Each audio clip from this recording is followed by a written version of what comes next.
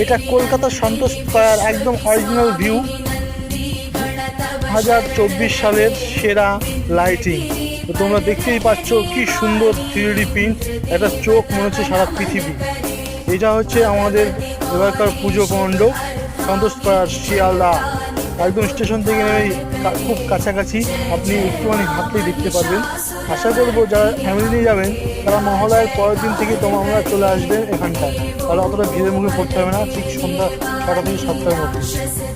আমি সেই ভিডিওটা তোমার তুলে ধরলাম, একদম অরিজিনাল 3D প্রিন্টের যে নতুন আপডেট এসছে কলকাতার সন্তোষ স্কয়ার,